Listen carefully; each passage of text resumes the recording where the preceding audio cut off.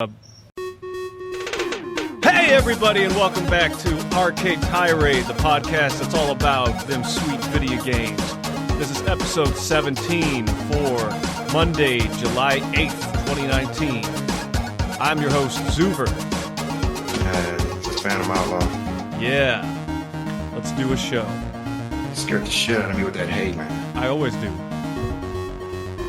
No, that one was epically.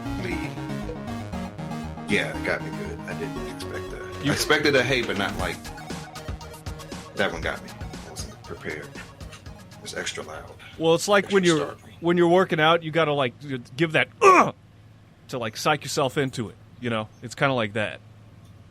So, would you put that in like the top 5? My top 5 hays then?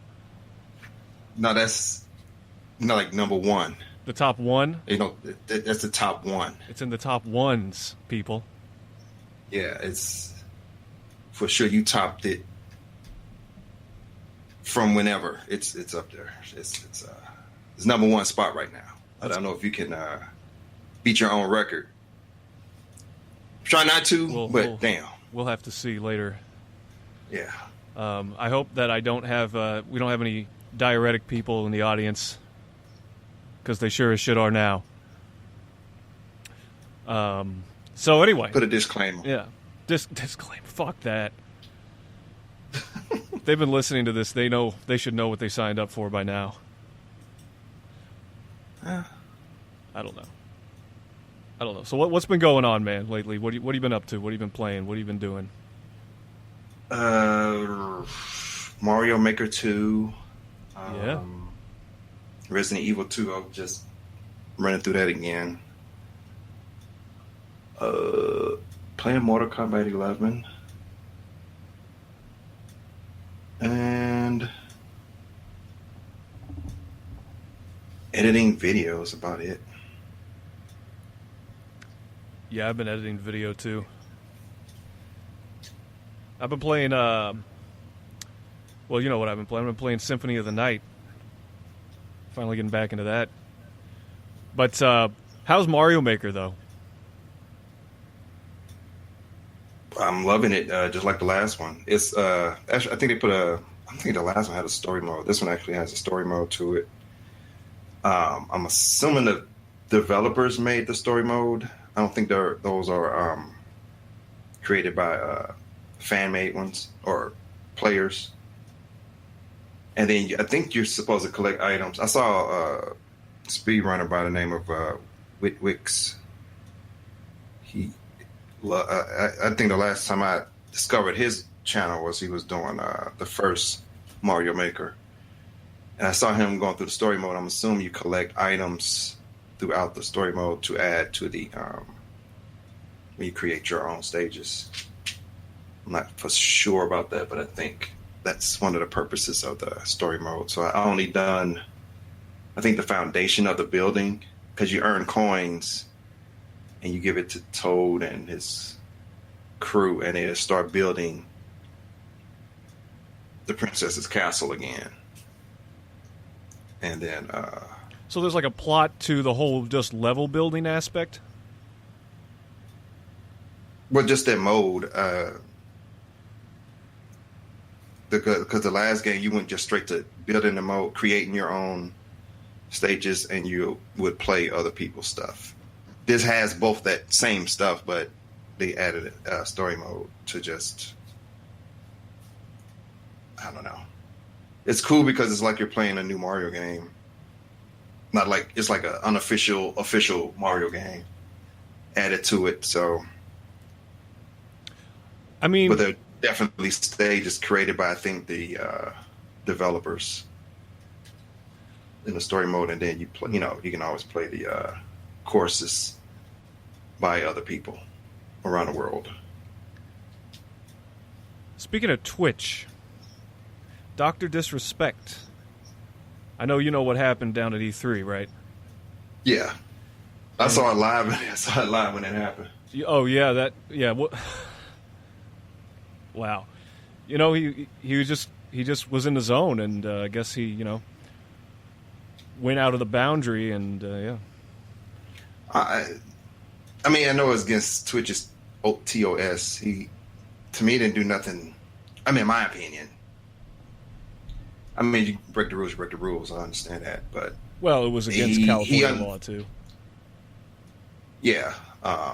So then he made a meme about the whole incident. Yeah. And then I think Kotaku,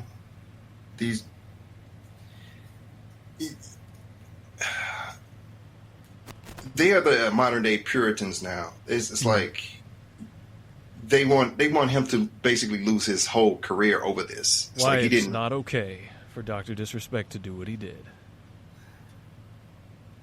It's like he didn't rape anybody, he didn't beat anybody up, he did something stupid, and he got punished for it. These people want him to totally lose his career over it. It's like, it's not that. Yeah, I didn't think it was a big deal. But Kotaku, they're the new Christian right. Mm. Well, what's going on with crazy articles about him? He needs to get fired, and he hasn't learned his lesson yet. He's not taking it seriously. It's like, fuck you want him to do? Yeah. Anyway. Well, what's going on with his Twitch channel's all right? I'm assuming it is. I don't know how long those bans. Yeah, I thought he'd been booted at least for a little bit. Or I tell you something I saw on Pornhub. I don't even know what Pornhub is. We'll switch the letters around. You figure it out. It is. Yeah, Pornhub. Yeah. Because I don't know if it's okay with YouTube. Everything with them now is. I think they banned somebody I think it was YouTube. It was somebody they got kicked out of a stream or a chat or something for using capital letters on all caps. It was weird. Anyway, what was I going with that? What were we talking about? Dr. Disrespect. We're talking Dr. Twitch. Disrespect. Okay, so, Twitch, yeah. So it's this ASMR streamer named Amaranth. The other day, I turned to a stream just to see what she was doing, because why not? And she was playing with her dog. She had a see-through top. It had a bra, but she had a jacket over it, but you can see whatever shirt she was wearing. It looked like a mesh shirt.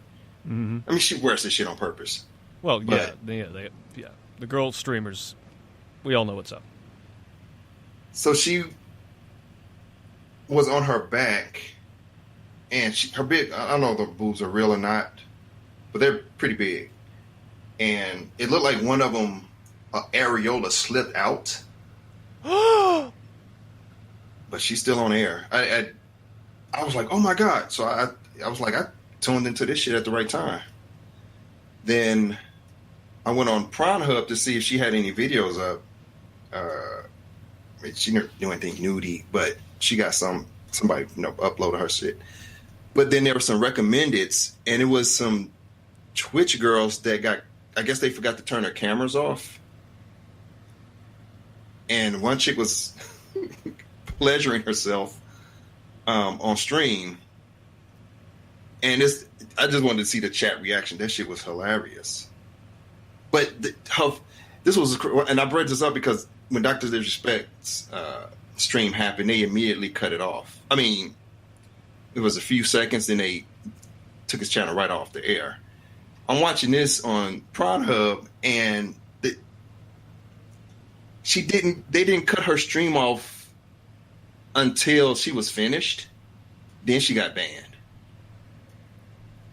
So I didn't understand how she was able to do what she did, finish, and then they banned her stream. But in Dr. Disrespect's one, he immediately got his shut down on air. It wasn't like it was quick action on that, but with the girl, it wasn't. So whoever pulls the switch on that, I think they want to watch the whole thing and then. Yeah, that's what I was thinking as you were telling me. Like they're also pleasuring themselves. Which I'm cool with. I'm just saying, be consistent. Right. They probably, like, prioritized an E3 event over it, and I'm not saying that that's fair, but I don't know. That's fun. That's fun. What was well, okay. That's interesting. You heard about, speaking of the girl streamers, the bathwater. No, I don't. The bathwater, it was a joke, but I've seen a lot of people buy into it. I forget the name. It's another girl streamer. She was trying to sell her bathwater, and dudes were buying it. But it wasn't actually her bathwater. It was just some big joke. But it's been... How much did she charge for them? I don't honestly know. I guess it doesn't matter. Somebody actually bought it. I hope she charged a lot. Yeah, because you're dumb enough to do it, to buy her bathwater. Mm-hmm. That's on you. I mean, you've heard about girls selling their panties online and, other clothing and not... Yeah, I know about that, but... The bathwater's new to me. I know Japan, don't they have like what do you call those? The candy, like a candy machine. What do you call those? The snack machines, I always call them. But they got a candy machine set up like that, I think. Yeah, I've heard about that. But to sell bathwater, I mean, I don't know. Just go to the store and buy panties. I don't get it. Anyway, because they're used. Oh, that's right. If anything from Orange is the New Black has taught me is that they prefer the panties be used. Mm-hmm. That was an episode about that. So it wasn't. So how long was she selling this before they figured out that? Let me take a look and get some info here.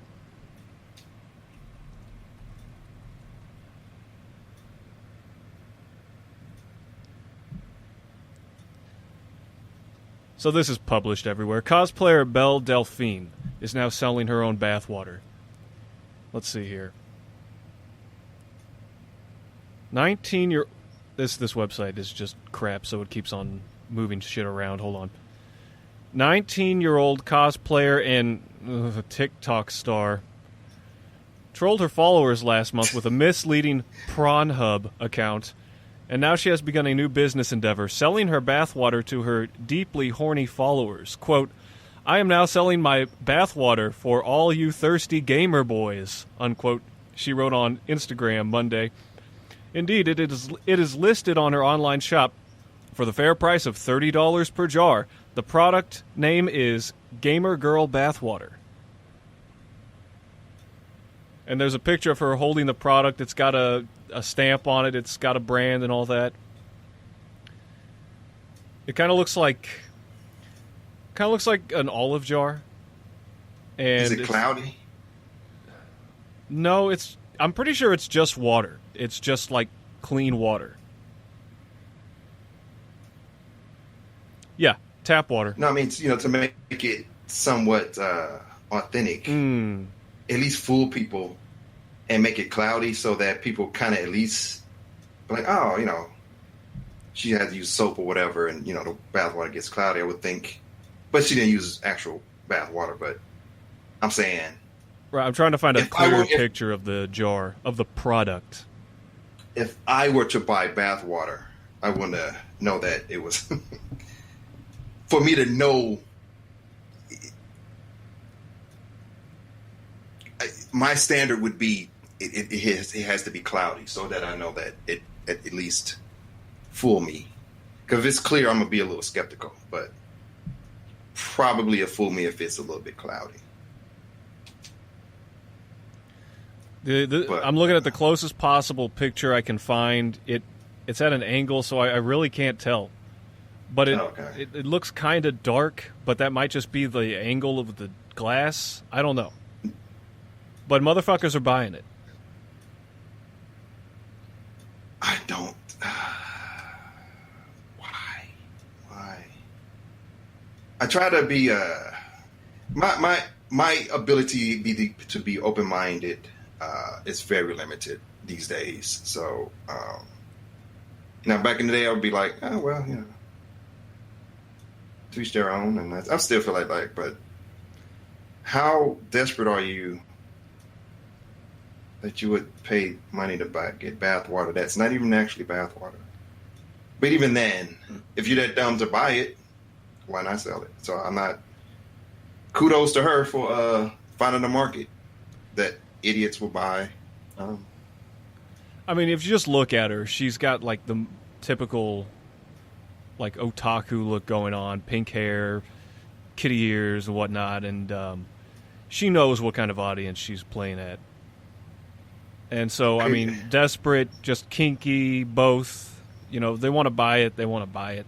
Yeah, it's weird to me personally, but I also have things that other people think are weird, so whatever. That's pretty much it. Period blood is next. Period blood? Yeah, I'm assuming that's P or period blood, one of the two. I'm sure that's going to be it's gonna up the ante. Somebody will up the ante on that, just to see if it's possible to sell it. And well, I remember. Like, what's the market? I wonder, like, if you kept her, if it was actual bathwater, what is the?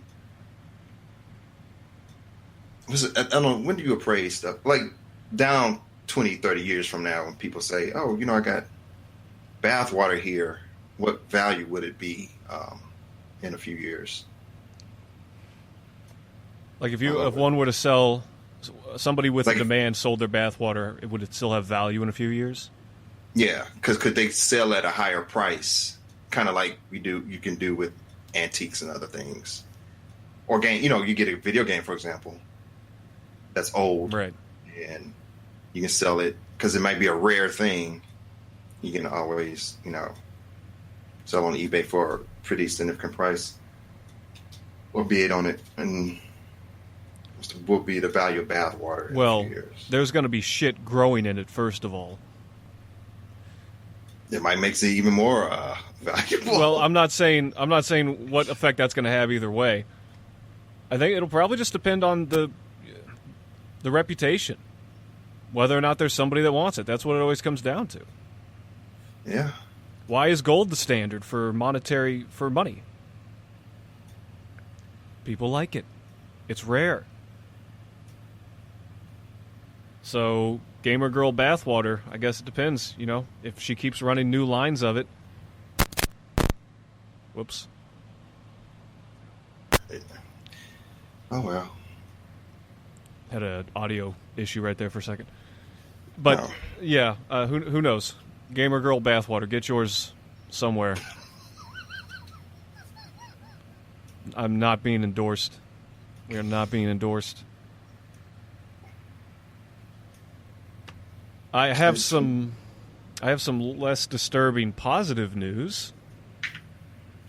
Okay.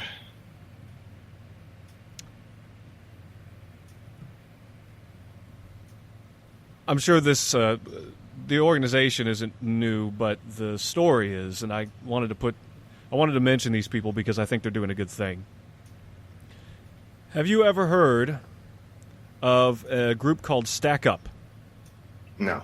It's an organization. It's a gaming charity for veterans and active duty military. So I'll start from the beginning here. This is on CPR News.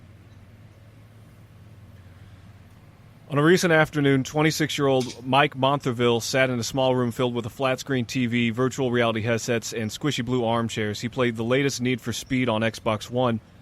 He was visiting his recreational therapist in his office.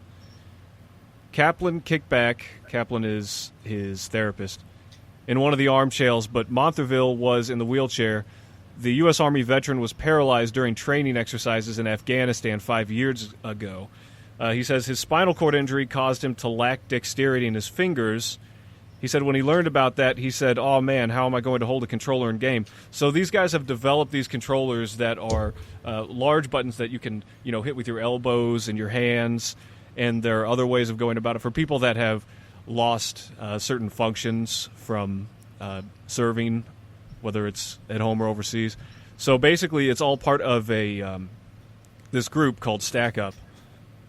And they have a bunch of locations in the U.S. and over in Asia and Europe.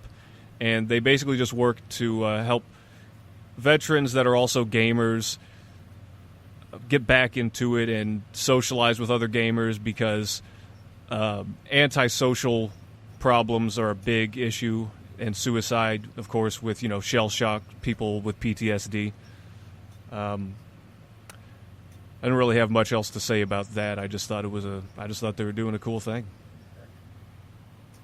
I think it was Microsoft. It might have been them. Someone was developing a controller for, I want to say blind people. No. Hearing, I can't remember which. I know it was for a disability. I can't remember if it was for blind or for people who had limited mobility. But that sounds similar to something. But that's cool, though. That's real cool. Yeah, it says Xbox has a controller for those specific demands. They charge $99.99 for the Xbox adaptive controller, and the price goes up with various different attachments. So basically, you can get customizable controllers depending on what you need. It's this one Twitch streamer. He's disabled, and he kicks so much ass on PlayerUnknown's Battlegrounds. I wish I remember that Twitch streamer's name. I saw him play. That dude is so good, and he can't use his hands. He's got some apparatus that lets him still play games, and he's incredible. So I wish I could remember his damn name. What does he play with? He's on the PC, if that's what you mean. No, I mean like control-wise. What part of his body? Well, that's what I'm trying to remember. Oh. That's what I'm trying to remember. I know he's in the. I think he has use of his hand. Somehow he's able to. I don't want to do it any injustice because he's. If I can remember his name, I could tell you where to find his videos or something. On, I think if I saw his face, I would know it. I can't think of it right now. Or his Twitch stream was or is. But I know he plays. I don't know if he still plays it, but PlayerUnknown's on the Battlegrounds when it released and threw on it. He was saw him play that against online. He's very good for a disabled person to be able to still compete at a high level like that. So. Well, that's cool. You let me, when you find out who it is. Yeah. I want to know about it. So, another story I have is the continuing decline of GameStop. The world's biggest video game retailer, GameStop, is dying. Here's what led to the retail giant's slow demise. So, as of right now, GameStop is by far and large the world's largest video game retailer. But the company's been in steady decline for years. But the bottom's dropped out on its stock price in 2019 from $16 a share in January to just $5 by July. The company is, quote, a melting ice cube, unquote, the Wedbush analyst Michael Pachter told Business Insider. For sure, it's going to go away eventually. And there are a lot of details onto why this happened, but basically it's poor investments, unwilling to adapt with the times, and the fact that the large consoles are now exclusively allowing you to just buy the digital straight from the console, from their online stores. And plus, there are always ways to buy the physical copies without having to go to GameStop, too, even for the old school motherfuckers out there. Dude, it's like everything is on a decline in terms of entertainment quality because even like if you look at blockbuster movies this year, a lot of them are not only a few like even movies are losing kind of money because they're not after Endgame. I mean, I know that new X-Men movie kind of flopped. The comic book industry is definitely screwed up. There's been so many comic book stores closed, all because they hired these talentless. Is everybody's trying to inject their own agendas and political correctness into these books? That nobody wants to buy that stuff, and they keep forcing it, and people are like, we're not buying this. They're trying to infuse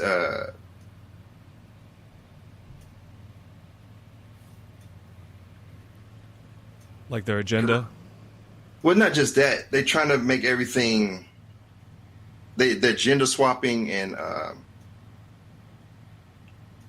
just saw kind of a conspiracy, which is weird. I was watching somebody's podcast today, and it was showing a list of red-headed comic book characters, and they're turning them black. Oh yeah, the supposed redhead genocide I've heard of. I was like, that's really weird. I mean, why are they doing this? Gingers are the most persecuted people on the planet. You know that. But why are they making them black? Another group. It's like, I don't get it. I have no idea. I mean, as far as the whole race swapping thing, that's not new.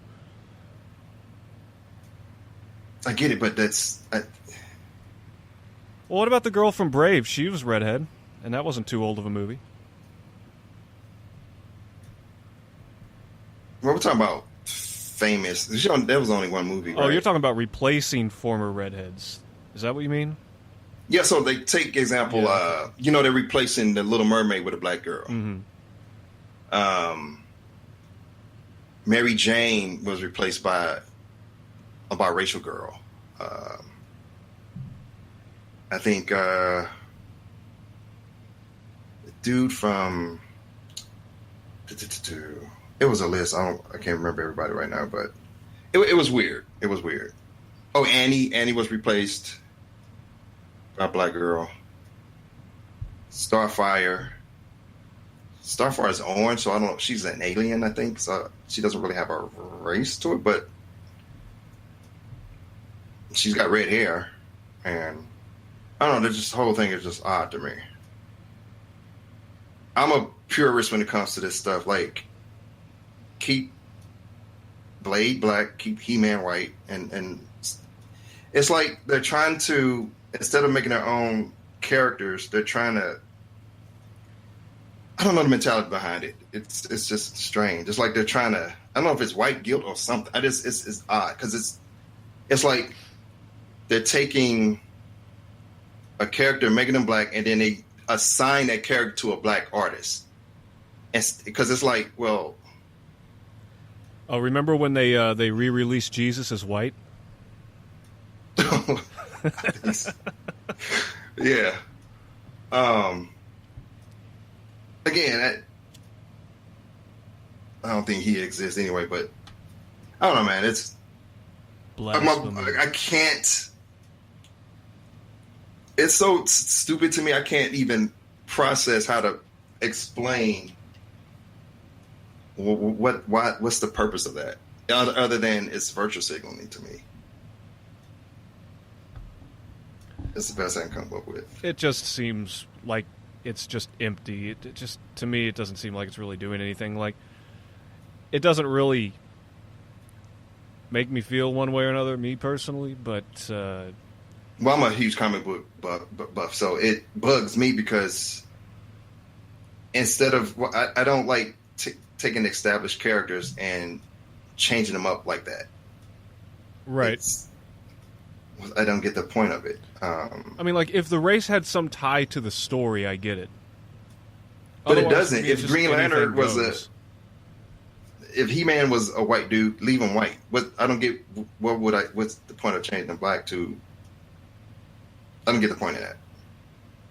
I don't see that there's a point other than just trying to, represent diversity. But even that, to me, just as a zero plus kind of thing to me. Start to turn to tokenism to me. You mean the fact that they're just doing it for the sake of doing it? Like, yeah, it's a token gender swap, or it's a token race swap?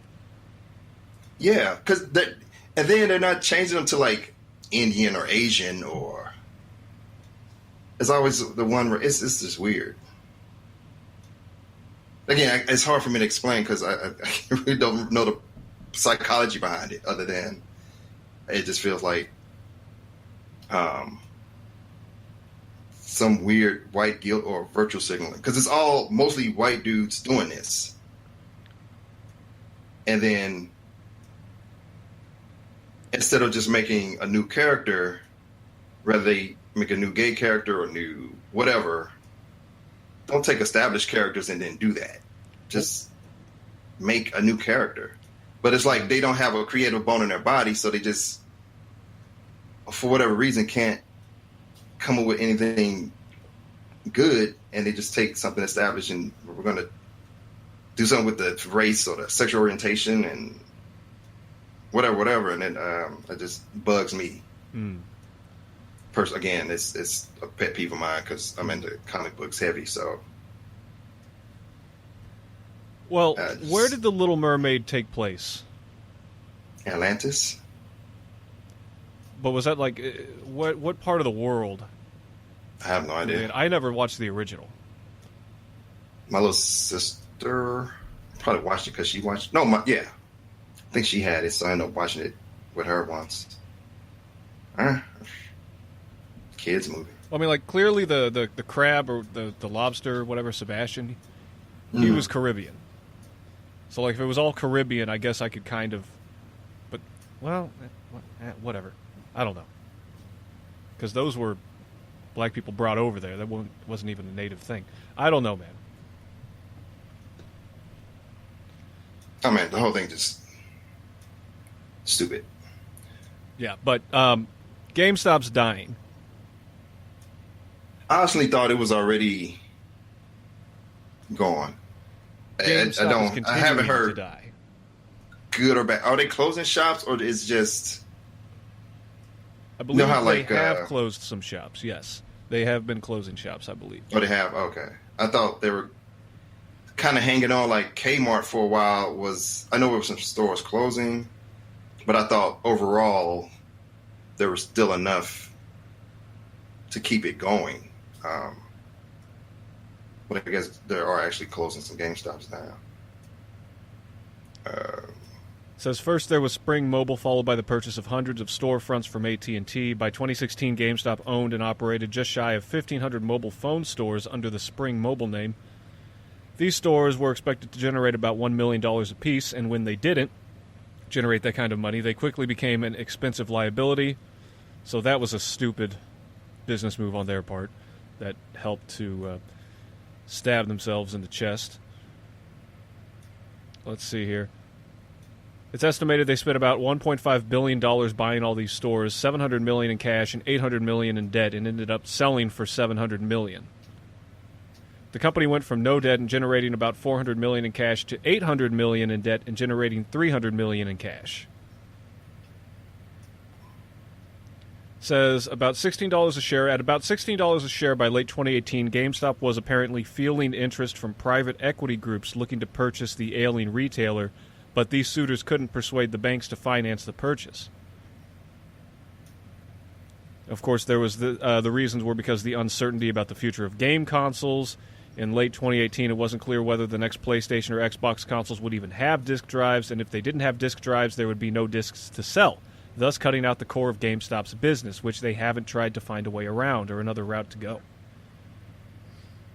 And now that it's been revealed in mid-2019, we know that the PS5 and the Xbox Project Scarlet will have disk drives. Mm-hmm. So the Xbox will have a disk drive? Because there was rumors that they weren't going to have any. It says here that, yes, they will have disk drives. It's also been rumored, by the way, that the PS5 could sell as much as $800. It's a gaming PC that I saw recently, less than that, and seems pretty decent. I'm almost at a point where I doubt if I'll be buying the next generation consoles. I don't see here whether or not they've closed, or how many stores they've closed. But anyway, that's all I see. They've also got more and more rumors coming out about the Switch Mini, which Nintendo still hasn't said anything about.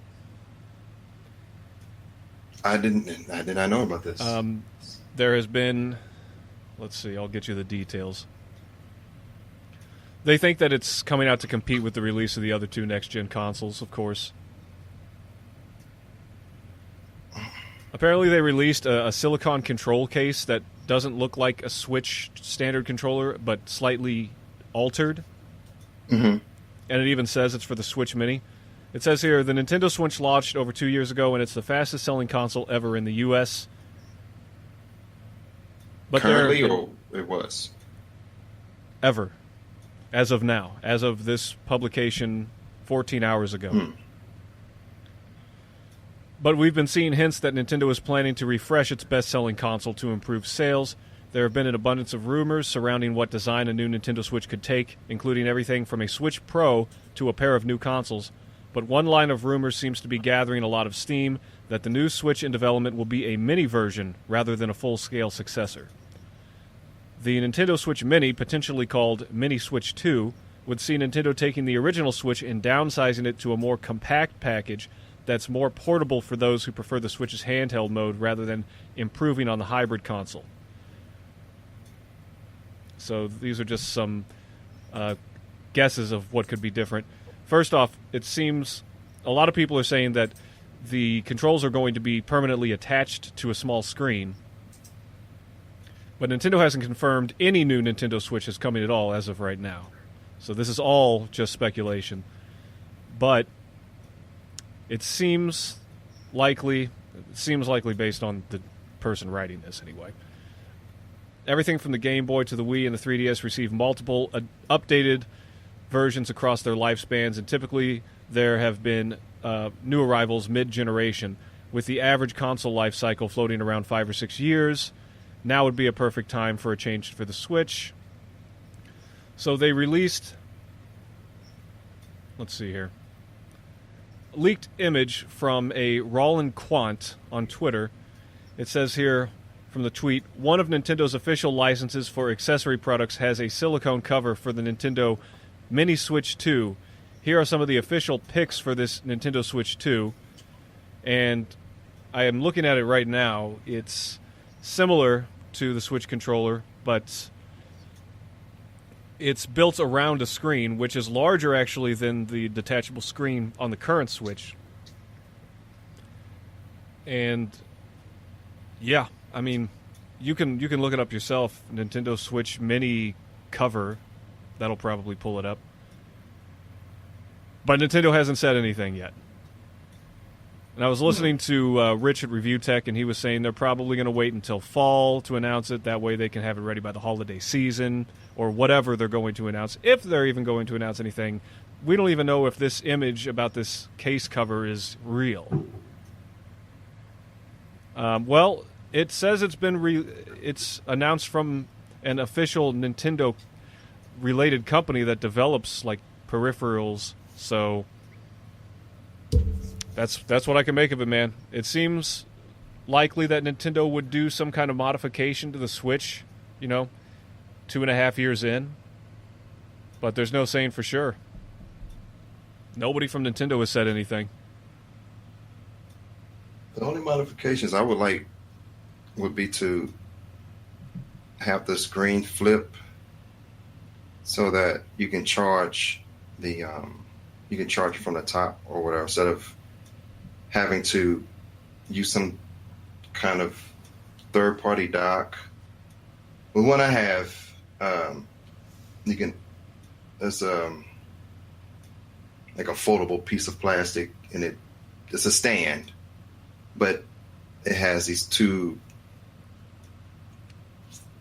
things that you can set on top of the Switch on top of, and you can put a charger under it, so it lifts the Switch up, and I can charge it from the bottom instead of having to lay it down or not have to play it or dock it if I want to play it while it's charging. Are you saying you'd like to see Nintendo officially release like a separate add-on, or actually release that with? No, if they're going to do a built-in? new version, if they're going to do a new version at all, just have the screen flip. I always thought the Switch had a stupid design to it in terms of where they place certain things. Like when you charge it undocked, since it's on the bottom, you can't, unless you hold it in your hand, you can't really charge it any other way. Mm-hmm. I think if you had the ability to have the screen flip like a tablet or whatever, you can just charge it from the top. You know, you can have it where it's charging from the top, if that makes sense, instead of charging from the bottom. If I don't know if I'm making sense. When you hold it in portable mode and you want to charge it, you have to lay it down. There's nothing to have it.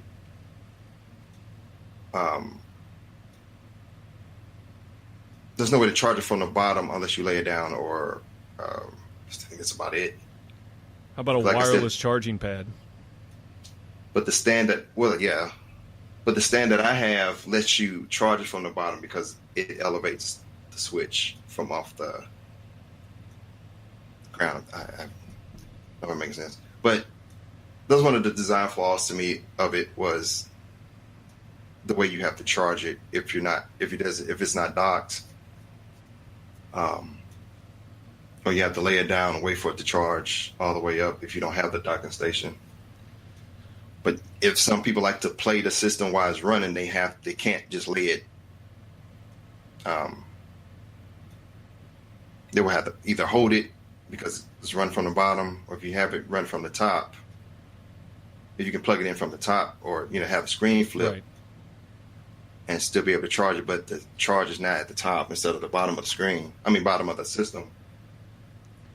They'd have to have something that's appealing to people who haven't bought a Switch yet, because if they add things on, they're going to have to ramp up the price, probably, and give people a reason to buy a whole new Switch.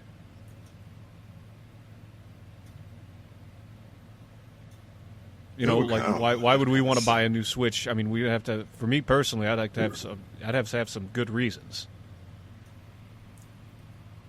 I hope they don't do like they did. I understand why they did it with the 3DS. With the 3DS and then the new 3DS, certain games you weren't able to play on the old 3DS. Right. And people were afraid of that if they did like a beefed up Switch. Would they make the new titles exclusive? Would they not make it backwards compatible? I hope they don't do that with the Switch. Just make a newer version of it at the same price. Just tweak some things, but not necessarily be a whole new system. Maybe a little bit more power, but not too far from the prices already. It already is. Well, not so much drastic. Not too many drastic changes. Because from here, I can't see them doing anything other than the way they have this. If they do any new system, I can't see them doing anything past what they got now. Because it seemed like they would go backwards if they do anything else. Like if they did a regular console that you lay on your table or your shelf or something, and it's not portable. Hey guys, we're not going to have. Go backwards. Sorry, it's not going to what? It just seemed like they would go backwards if they go. It's like they put themselves in a crazy position. But where they're at now, it's like it's portable and it's a console. It's a hybrid. If they go back to something that's not hybrid, I just don't know what would be the selling point to it. I guess. I think some people would go for a stronger battery life. I barely take it anywhere. I've been to many places where I have to play it portable. Yeah, but yeah, there's a lot of people that do.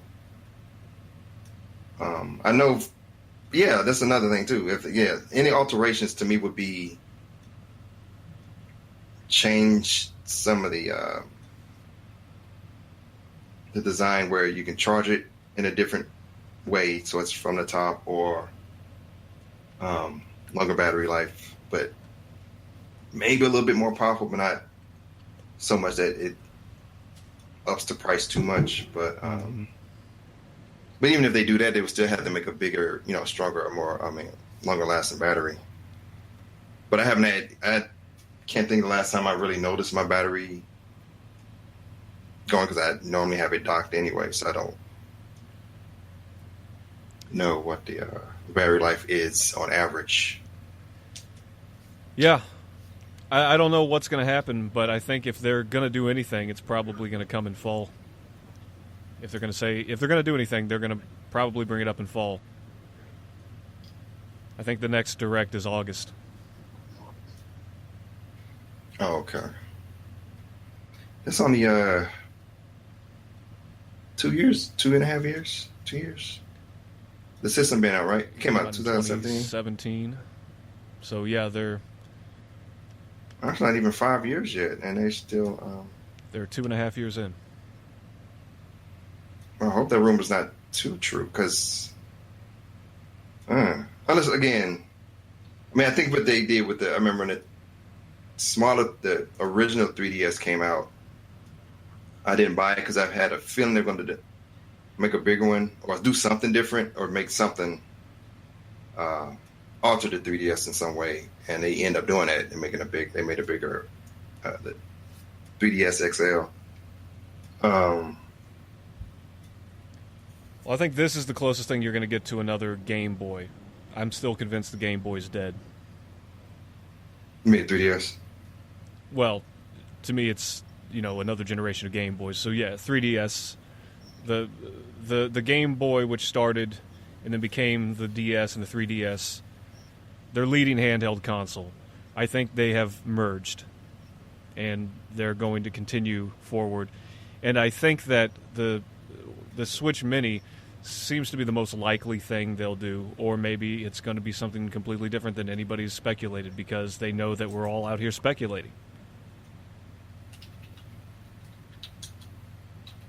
But it would make sense to me, because they've already decided, from what I've gathered, they've already decided to just continue the Switch where the 3DS left off, and to release a version of the Switch that's more handheld friendly would make sense.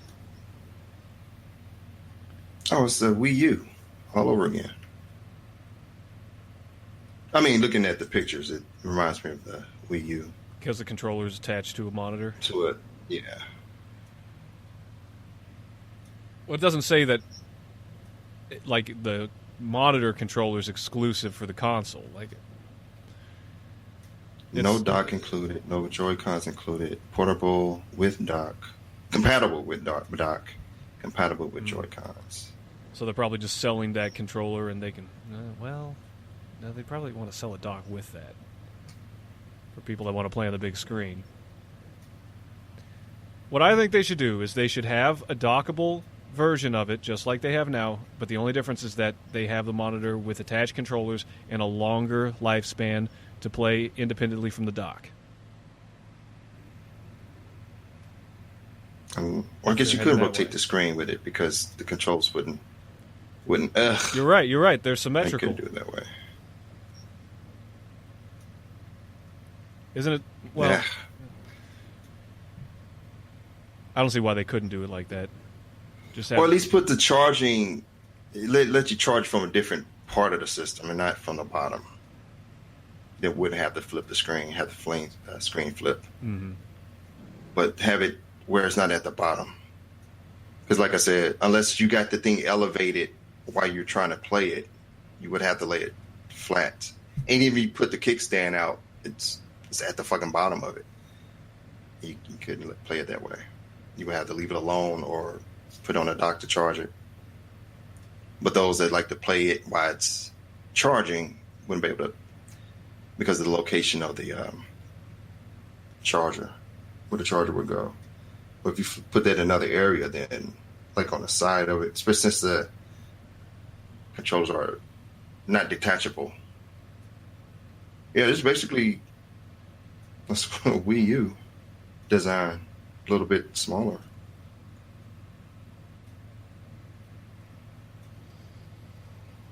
I'm surprised they didn't come out with two versions of this from the jump. One, I don't know. I mean, again, we're all just speculating over one accessory that they claim is an official Nintendo affiliated company. It says here, WinFuture published leak images of a silicone case by official Switch accessory maker Big Bin for a Nintendo Mini Switch 2. While one image shows the official product image, the other shows a rendered image of how the case would look on the Mini. Note that the Joy-Con controllers seem locked as part of the body, which prior rumors have implied.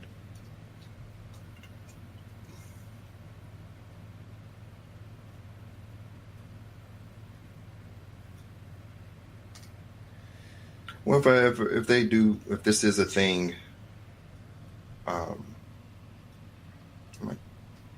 child may enjoy this. I wouldn't have to get. She might be cool with this. I mean, there would be a reason for me to get one. Right. Well, that's all I got for news. You got anything?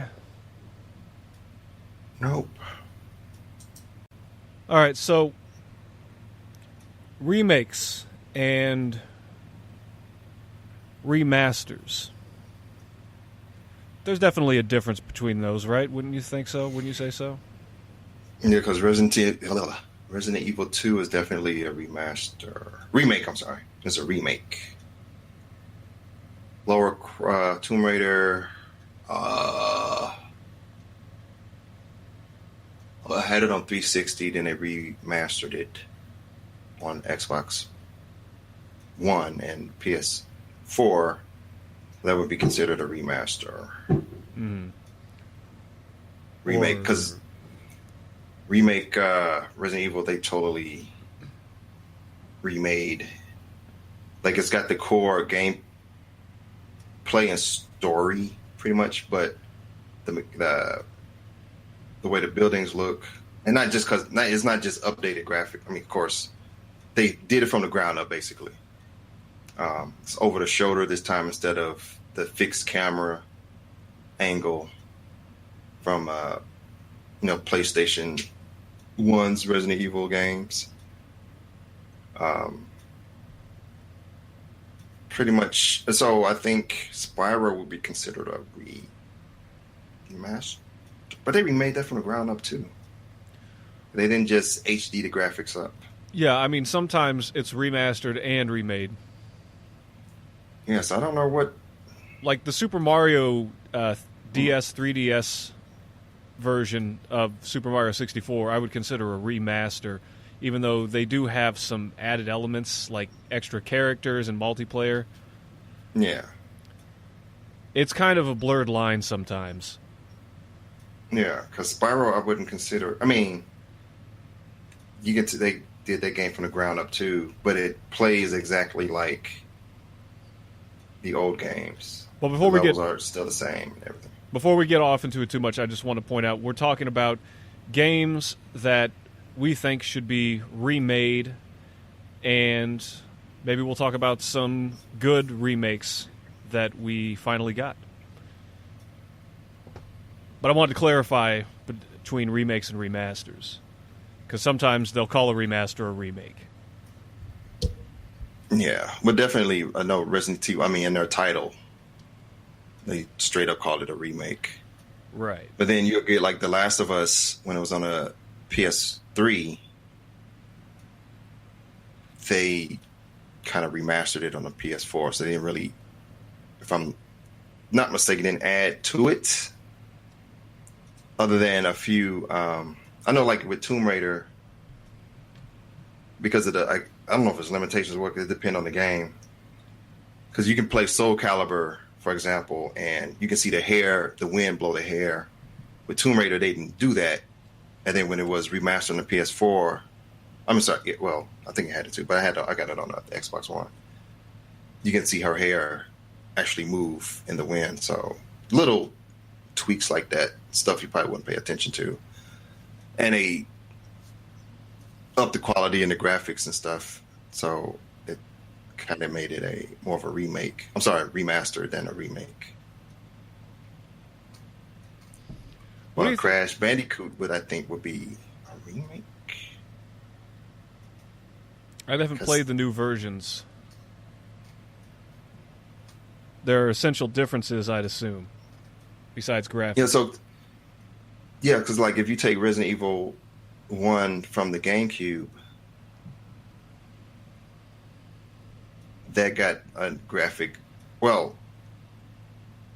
fidelity upgrade on the Xbox 360 and then Xbox One and PS4. But when it was on the GameCube, it was an entire remake. But from the GameCube to the other newer systems, they just made it fidelity higher so that it looks crisp, HD instead of. Didn't they do that with the NES version? An NES version of Batman versus a Sega Genesis version, and then there was a SNES version, but it was very different. Mm-hmm. You know which Batman game? I don't remember which Batman game. I really haven't played many Batman games. If you like, for example, Street Fighter.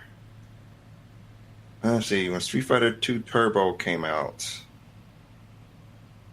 it was on the Super Nintendo, and then Sega ended up getting Street Fighter. It was a version of Street Fighter, but it wasn't called Turbo. I can't remember. It had the same mechanics. It had some difference to it. But it was like exclusive stuff on the Sega version, and then Nintendo had the. I feel like those are so close together, though, that they're not the idea that you normally think of a remake. I was trying to answer your question. When you sorry, I started going off thinking into that. Is it really a remake, or is it just a port with a lot of different alterations? I would just call it a port. I mean, they also ported over Symphony of the Night from the PlayStation, and then it went to Xbox 360, and then it's backwards compatible on Xbox One. Hell, even the games on the Switch, if you go the online game, I mean, the old 8-bit games are HD graphic. Well, 8-bit. It's 8-bit games, but it made them compatible with flat screen TVs. So I would say a port with better graphics, higher resolution or better def. I wouldn't say that was a remake or anything. Well, let's go to games that clearly we think are in need or could be done well with a remake. Or a remaster. I don't know. I mean, sure, we can do remasters too. Well, I mean, if you take a PlayStation game, I guess it would be a remaster. Let's say you take a game like Threads of Fate and you ported it over as it is, but it just looks like high resolution graphics. I would think that would just be kind of a port, but not a totally remake. And maybe even a remaster. But if they built it from the ground up, I think that's considered a remaster.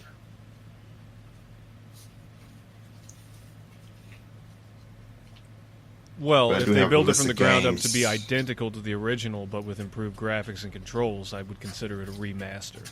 But if they redesign some key elements to the game, then I would consider it a remake. Like the remake of the original Tomb Raider. That was clearly very different from the original.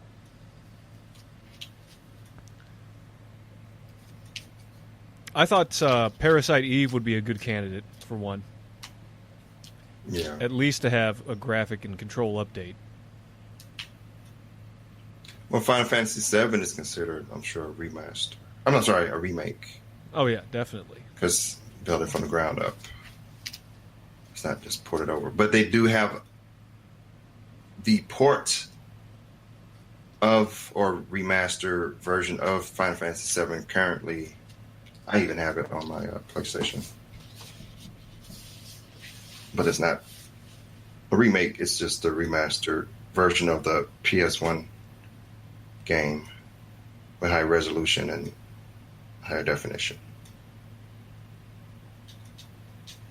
There have been examples of remakes completely backfiring. Like they remade GoldenEye not too long, or actually it was a little while back now, but fans weren't happy with it. And I say, well, you know, they tried a remake and it didn't work.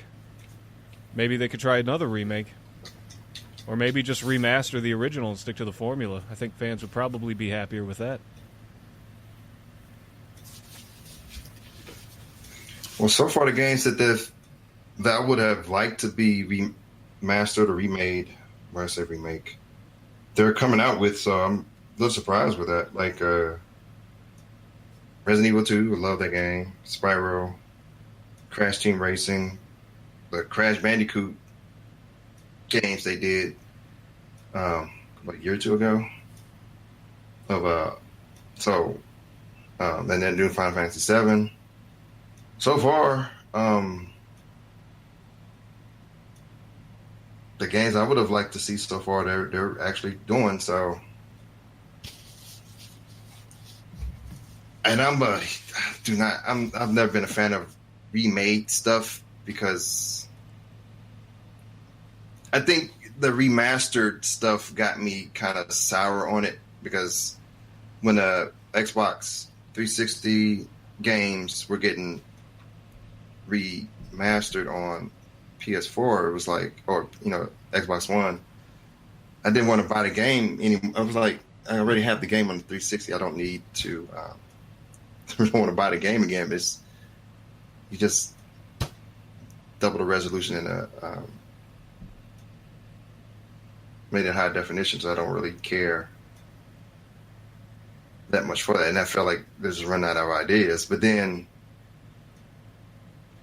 what about the Power remakes? Stone? The remakes they're doing so far is like I've been very happy with. They've actually taken time to really.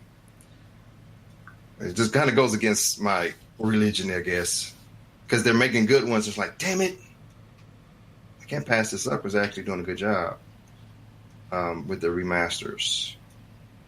Crash Bandicoot, like I said, the Crash games they did on.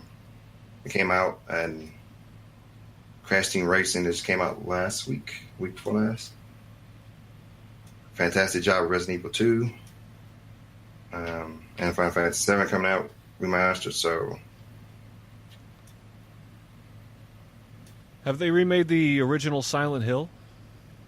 No, not that I'm aware of. I don't think they did. I would like that. I definitely would like the remake. If they remade the first two Silent Hill games, that would be great. I would like that. What would you want them to get rid of, and what would you want them to improve on?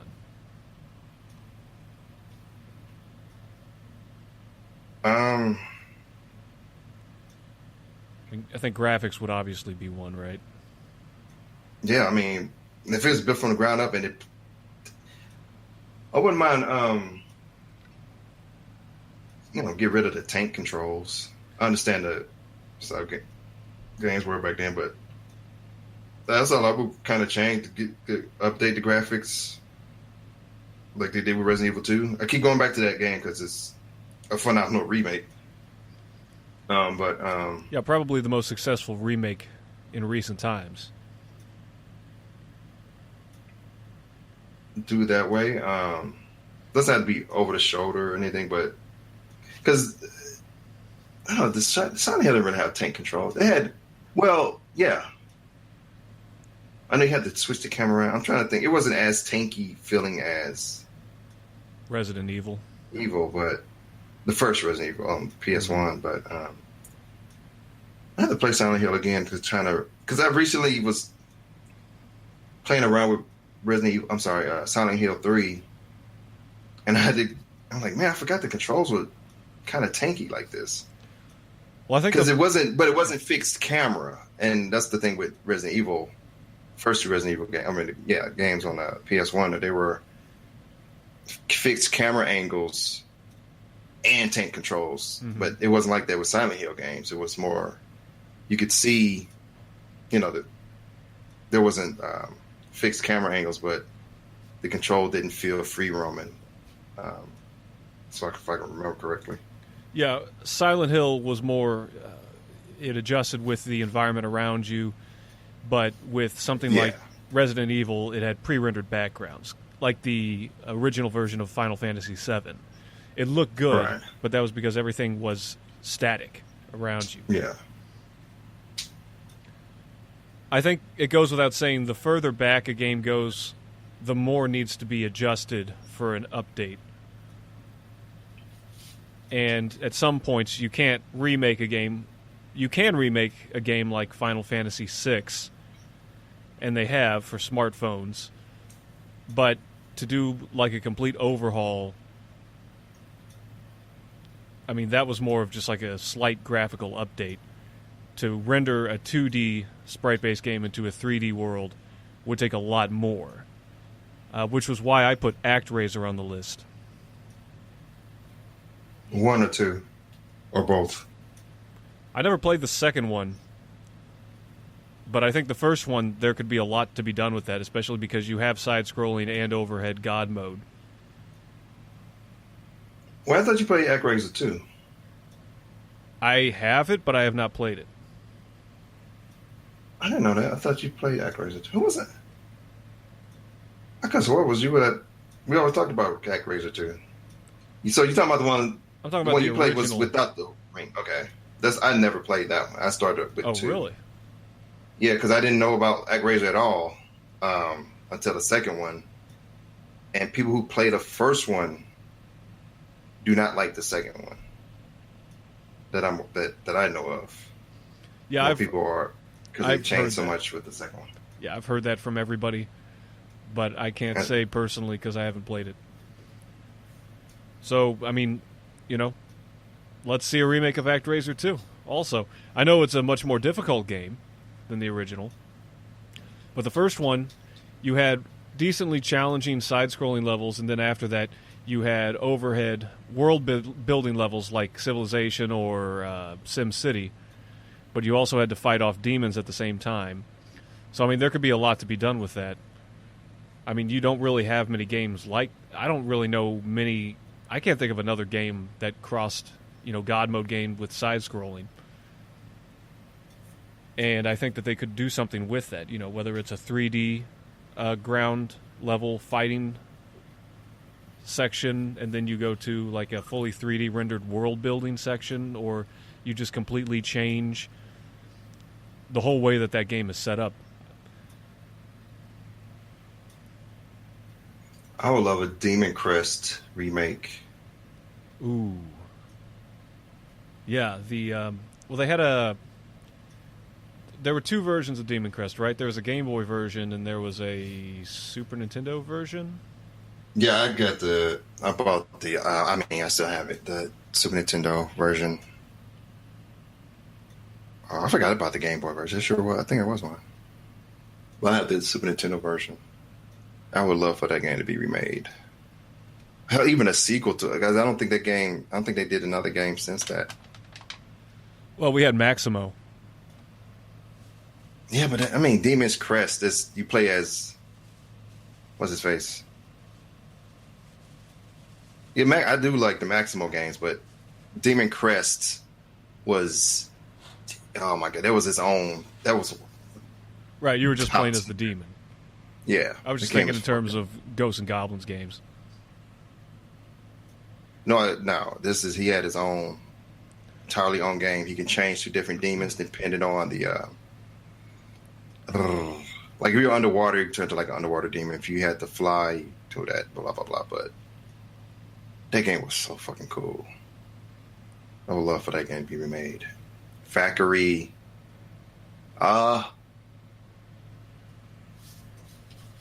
Give it a name right now. Valkyrie something. Blood with Tail, I think, would be a good remake. It's like a, I think that if I remember the story correct with Blood with Tail is you're a samurai, you lose your body parts and you got to get them back. think that's what Blood Hotel did. I think that was the whole premise of the game. It was really cool. That was a pretty good PS2 game. SSX Tricky. I would love a remake of that, or even yeah. I think out of all the SSX games, Tricky was far the superior one. They did Colossus, Shadow of the Colossus. So I can't tell if that was remastered or remade, because I don't know what that's considered. What about? Oh, Valkyrie Profile. That's the game I would love to see. Yeah, I've heard of that. A remake.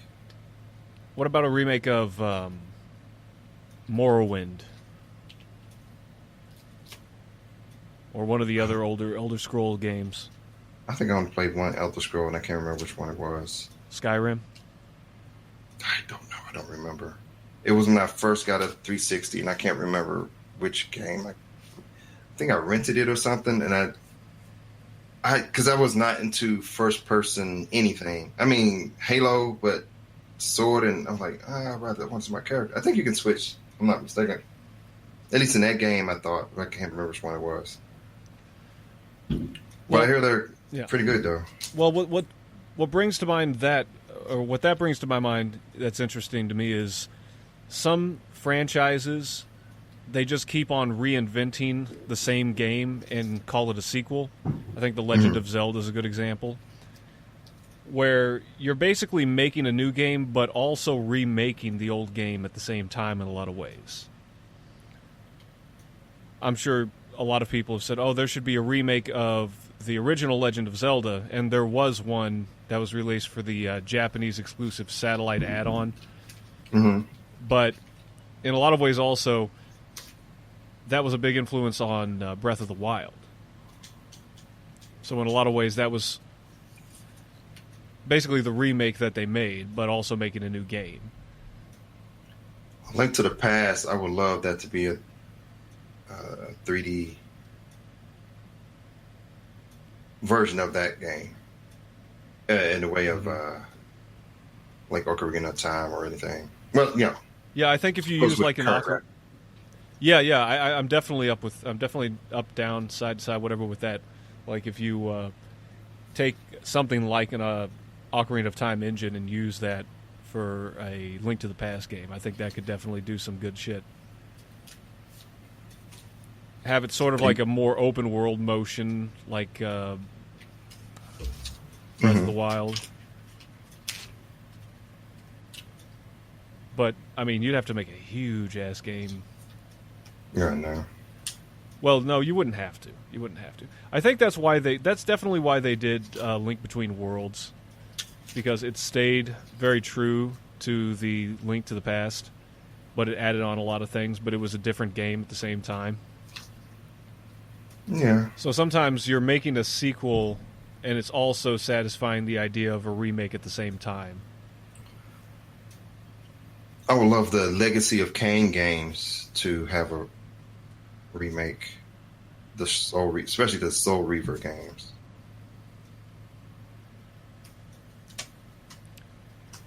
I don't know much about those. What were those all about? The first Legacy of Kain was on PS1, and it was what's the vampire's name? Drawing a blank. Should know his name. Kain. Oh God, that's why it's called Legacy of Kain. Kain, and it was top down, but it wasn't like, you would have to see the screen. If you type in Legacy of Kain on PS1, you can see how the graphics looked for that. Then when they did Soul Reaver, which was a continuing story of another character, where you collect souls, thus Soul Reaver, it was in total 3D and everything, and that came out on Dreamcast and PS1, and then I think the other I sequels recognize came out on the PS2. box art on that. Yeah. I would love to see those remade. I know you're talking about the racing games earlier. What about a remake of Diddy Kong Racing? Mm-hmm. Apparently, I saw somebody play. Speaking of that, not too much off topic, but the Sonic racing game. The one on the I saw Game somebody Gear? playing that on Twitch. No, I saw somebody playing on Twitch. I guess it came out like recently. Yeah, I'm out of touch. Yeah, there wasn't there? It didn't look bad. The stages looked fantastic. I didn't give a fuck about it because I'm like, I stick to Mario Kart or I do like Crash Team Racing, but I saw that somebody playing Sonic on Twitch, the racing game. Man, this looks great. I would love to have a racing game with Sonic where you're running and not in a car, because I don't see the purpose of a car, but... Well, they were going to do that with Sonic R, but it never came out. Oh. That's just a foot racing game. That would make more sense to me, because I don't see the point of him having a car. But... How about Bushido Blade? I rented that game back in the day, and I think I cared that much for it. I remember I played it with some friends back in middle school because one of them had it, and it was a fun game. I like the idea that you can be as tactical as you want, and if you know where your opponent's weak point is, or how to maneuver, you can one-shot them. Yeah, I remember that, yeah. But you can also do things like kick dirt in their face to distract them. And I love how you can roam throughout the level, and there's more than just one screen to a level. So I think, a remake would be a good idea for that, or at least a remaster. Definitely an update on the controls, because that was, I think, PS1 era. I was going to say Tenchu, but Sekiro reminds me of Tenchu in a way. So I think we kind of got a Tenchu-like game out of Sekiro in a sense. So well, I think kind of feel that void a little bit. I think that's something that's happened. You've seen a lot with the indie market lately, is that they're making games that are spiritual remakes of other franchises. Like Shovel Knight took so many things that was popular about other NES games, like the overworld map of Mario 3, and then the down attack of Zelda 2 and DuckTales, with the leveling system. I keep hearing a lot about Man. that game lately. Which one? I think DuckTales. Well, they just came out with a remake, or I think it's more of a remaster. It's a remaster, really. It's a graphical overhaul. I think that's the one. It seems like it get a lot of praise. I never played it, but I hear a lot of people talk about that still. I never really played it. I have vague memories of playing a little of it when I was a kid. Somebody had it, I guess. But yeah, it's a cult classic, man. It's an NES classic, sleeper hit. Okay. But yeah, I think the cane hop and the space level music were the two most popular things of that game. You could bounce on your cane instead of jumping on enemies.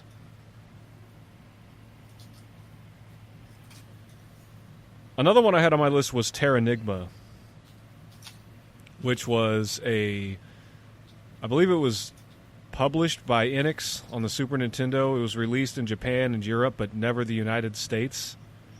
Mm-hmm. So I would love to at least see a port of that.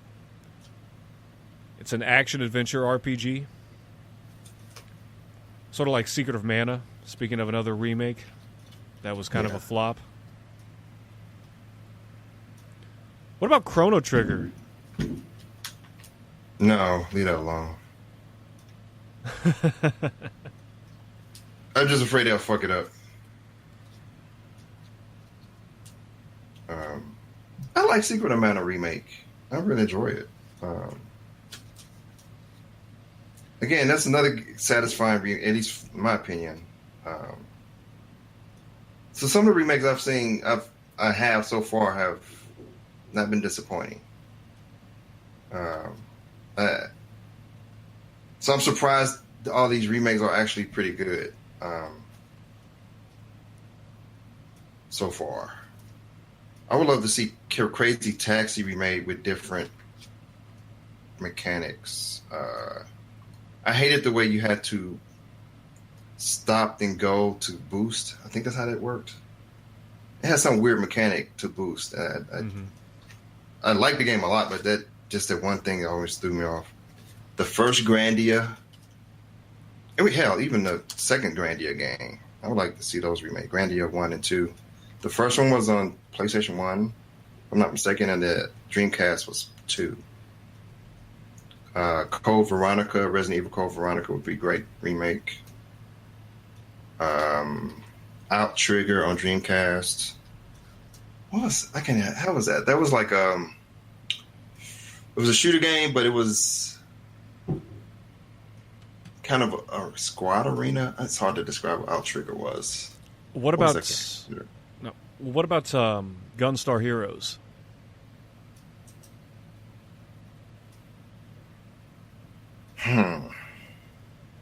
Hey, think about that for a second. I got to run downstairs. I'll be right back. Okay.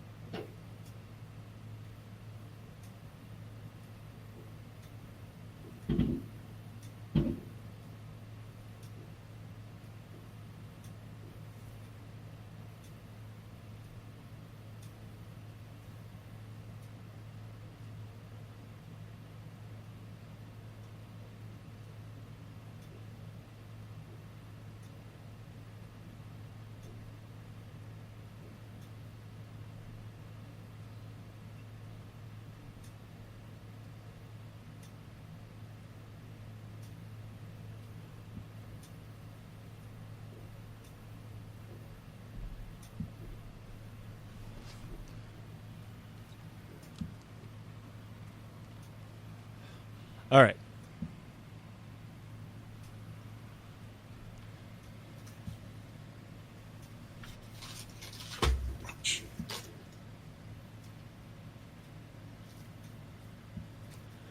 But yeah, what about Gunstar Heroes?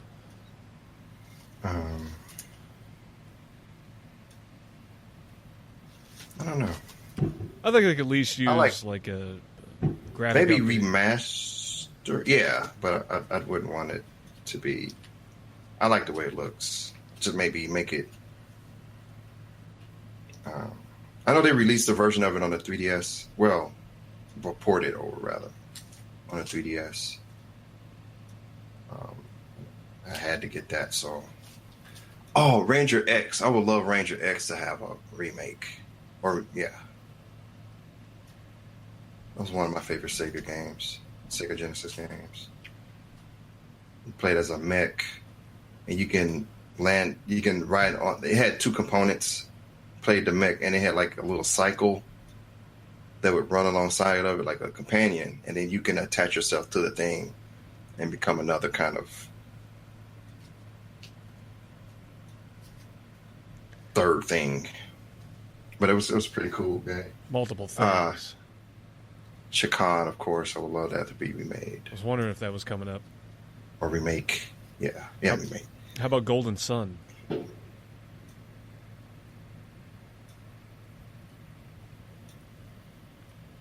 On a Switch, that would be perfect on a Switch.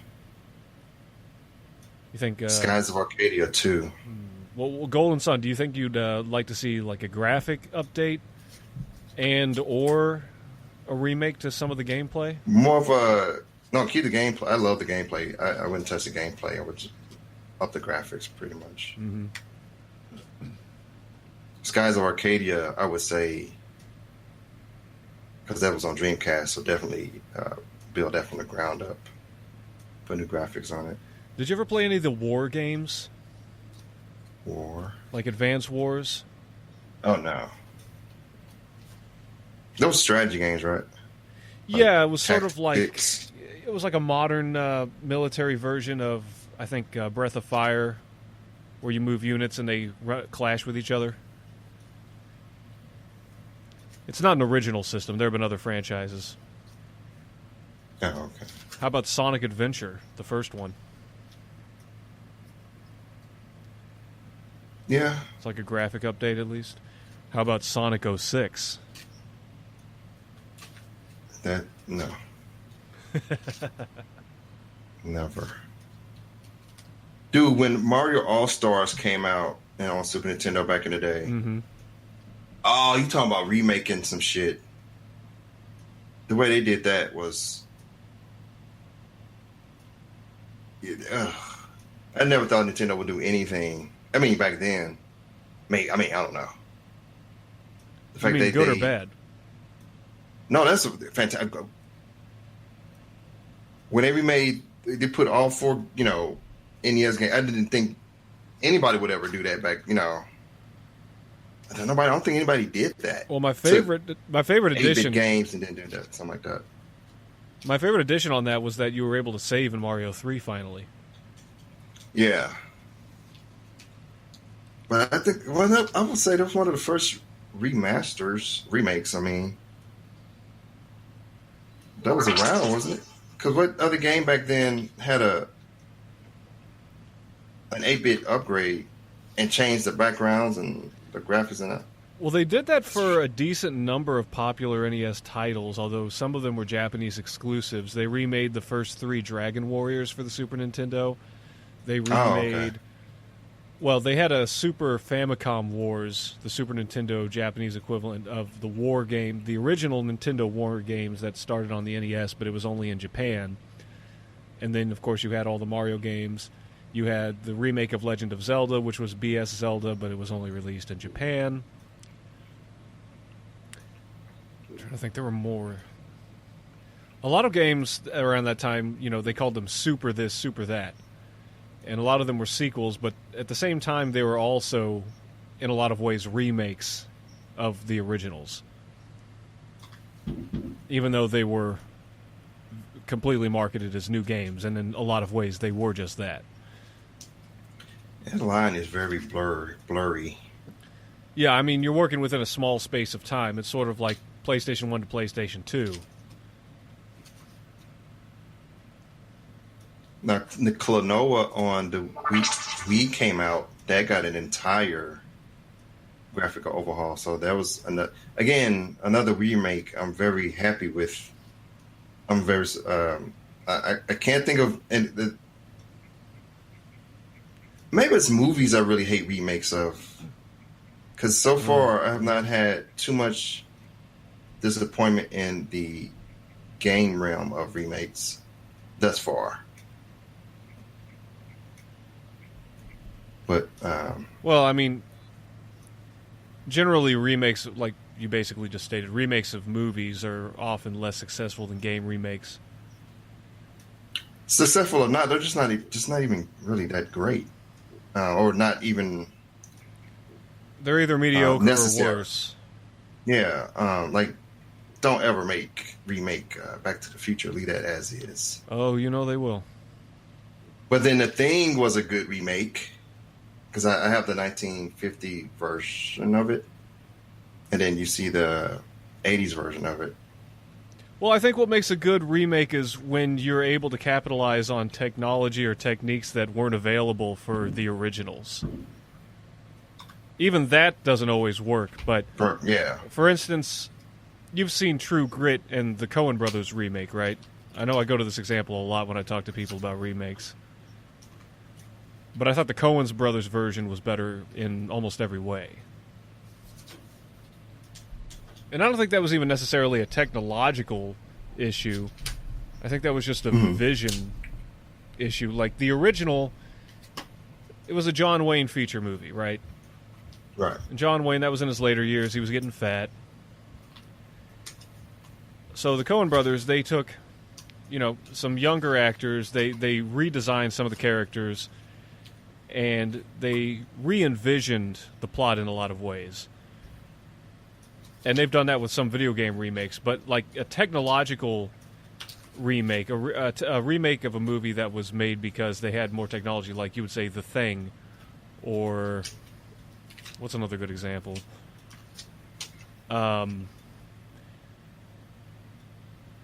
Or they had better knowledge of how to make movies, like the remake of Ocean's 11, I thought was better in a lot of ways than the original. Yes, hit or miss with movies sometimes. Yeah, I think more often it is hit or miss with movies. But with video games, again, just like movies, generally, well, I think especially with video games, it's more often they're able to do a lot more by the time they make the remake than they were able to with the original. But that's not even a good way to measure whether or not a remake is going to be good, because we've seen plenty of remakes or reimaginings of franchises. Toe Jam and Earl 3. That wasn't very That's popular. more of a sequel, though, right? Yeah, but they built off a lot of things that were popular with the original Toe Jam and Earl, but then they remade, or they made that newer Toe Jam and Earl that came out earlier this year, which was basically a remake of the original plus some of the stuff from the second Toe Jam and Earl. Oh, I see. And so they stuck to what worked about the original. I think you stick to what works with the original and you build on that, and I think that's a good formula to how to make a good remake. Panzer Dragoon, I would love to have a remake of that. I did get a sequel, which was Panzer Dragoon Orta on Xbox, the original Xbox. So there was at least another game of that type, a game out. So I enjoyed the hell out of that. There are some games that you just really can't remake, though. I mean, they have, but they're really just like newer versions. Like, ooh, buy this version of it, like Pac-Man. Oh, I never count. It's a game like this. Is what I said. They like Street Fighters and stuff. I think it was more sequels than remake. Now they have remastered a lot of those games too, because newer systems they want to resell the. But they don't really change much in graphics. At least like with the original Street Fighter games, those that had multiple remasters, or not necessarily remakes, but in terms of just upping the graphics, just setting Resident Evil 4. So GameCube, then they up the fidelity or the resolution for current system. So, but they didn't really change anything other than let it, making them compatible with our TVs now. Gun Valkyrie I like, but the controls, you couldn't. When I'm playing, I can play a flight game with inverted controls, but shooters, no. Up needs to be up for me, and down needs to be down. When it's like that in a shooting game, it just bugs the hell out of me. It doesn't feel natural for me. But I know some people that play that way. I think Knights of the Old Republic would be some cool remakes. Yeah, I've heard a lot of people mention that one. Remake Atagi, or at least make it backwards compatible. They remade Halo games. They remade those. Those are, again, very good. At least in my opinion, I like the Halo remakes of the original 3-4 games. Well, I think that's the same reason they remake a lot of these popular movies, especially recently. The same reason they remake Halo. They know that people are going to buy it.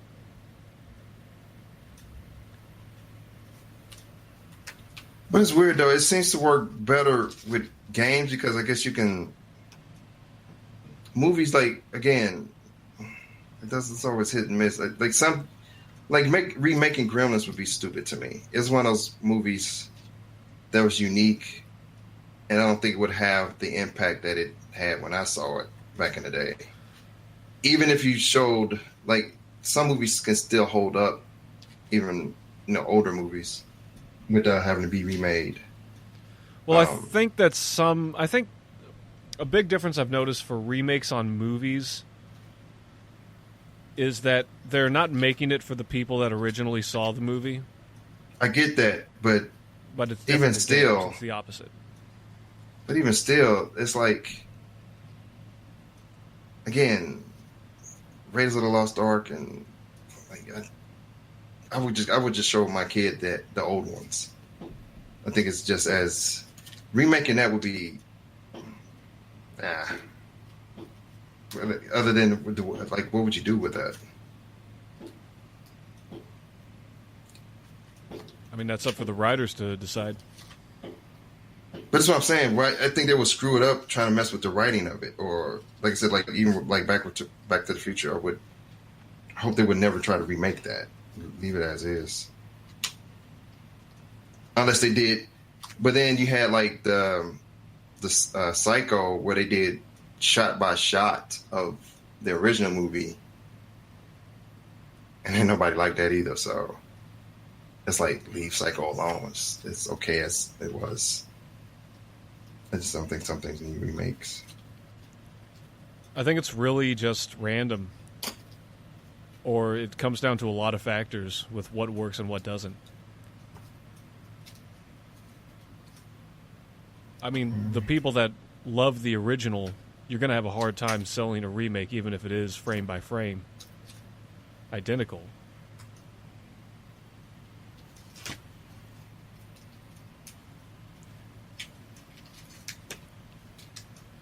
But then at the same time, you have other remakes that do really well with the people that originally played the first one.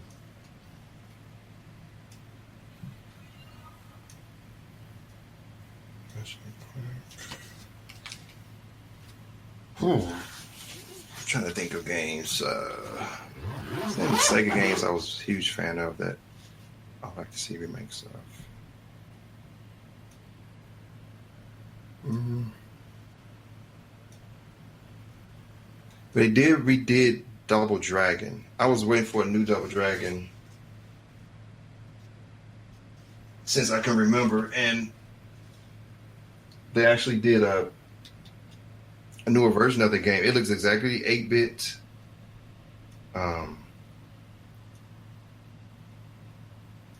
New levels and everything. It's the same look of the old 8-bit stuff, Double Dragon 2. And they went wild with it. It's pretty good.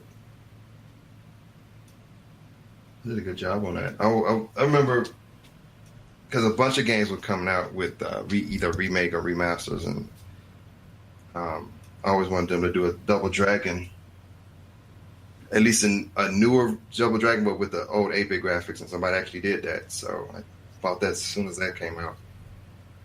It's very good. Any sports games? If they remade a sport game, like I said, if you consider SSX sport. Oh, right. You mentioned SSX. Just extreme sports. So yeah, definitely SSX Tricky. I would love, if not a complete remake, at least a version that's compatible with today's, TVs and stuff. You would need a standard TV to get nice looking. I mean, trying to play PS1 games or older games on a flat screen today, it looks so crazy. Does not look good at all. How about Medal of Honor? I never liked first person to Halo, so. Oh, right, that's true. Well, that was a fun game I used to play with my brother when we were back in middle school. I think they could definitely. I mean, I know that they've made many more Medal of Honors and Call of Duties and Modern Warfares. But I could see them doing something like that. Suikoden. Yeah, I would love for them to do a Suikoden remake. So I get 180 soldiers again. I couldn't believe I actually did that when I first played the original. That was fun though. I got all 180 characters. 81. I'm sorry, 101. I mean, 108. I think it was 108 characters. You recruited 108, and you're something like that. There's some fun stuff, but I'm gonna play that again someday. Well, since they've remade Resident Evil 2, do you think that Nemesis is coming? If it does, that was my least favorite. That's my least like. I do not like Part 3 that much because Part 2 was such a huge jump from 1. You don't like it yet. And then 2 was kind of like, 3 was like, it felt like Resident Evil 1.0 or 1.5. Mm-hmm. It kind of went backwards to me. It just didn't have the jump in wow factor for me like Part 2 did. And I'm talking even the original one. Had because Part 2 was so different than Part 1 in terms of not just the story, but playing as 2 different characters, 2 different scenarios for each character. I mean, you weren't stuck in one environment for too much. It was just pretty cool. That's why I think 4 was such a big deal because it was such a departure from the first 3 Resident Evil games.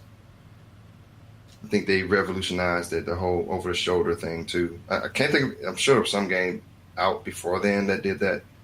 I think the original Halo was supposed to be third person, then went to first person, if I'm not mistaken. I can't remember if it was supposed to be over the shoulder or if it was supposed to be like just straight up 3D and over the shoulder, first person. Well, the first Halo, the original Halo was supposed to be that way. The original Halo? Oh no, I thought you were talking about. No, I'm saying Resident Evil.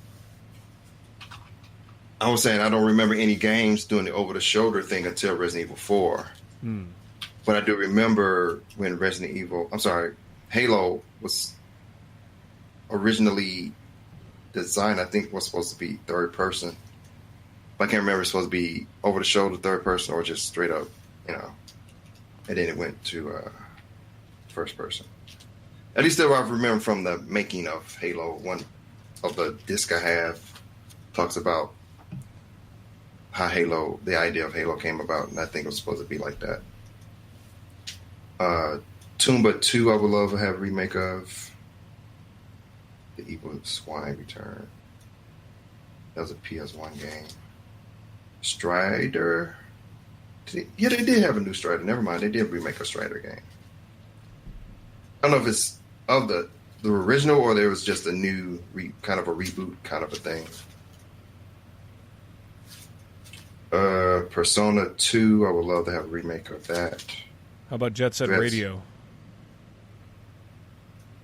If they just keep the cell shaded stuff, but make it high definition, so I would just press them up, remaster that. When they did the first Jet Set Radio 2, they haven't. What about Driver? Remember that? Yeah, I remember Driver. It'd be interesting to see a remake of that. Maybe a driver they actually did get remake out of your car. Dragon Warrior 7 or 8. Well, all the Dragon Warrior games they've made at least ports of or remasters. No, but this one is a straight up graphical overhaul. The one that was on the original PlayStation, was it the VII? Which one? What is that? That's 7. Okay. They remade complete overhaul on 7 on the 3DS, which I have. So was it 3D or what's the deal? I know that they made another version of it. Yeah, it's not a port. They went and made an entirely this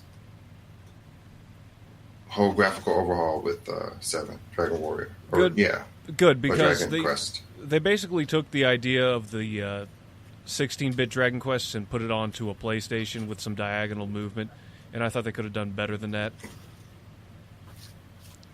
So I'm glad 7 on the 3DS. totally different. I mean, totally ground up. Was it still over 100 hours of gaming?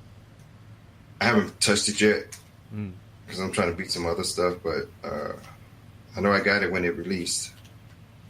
Some time ago. It's been a while. Xenogears, I would love to have a remake of that. The first Xenogear game. I played the shit out of that game. That game was so cool.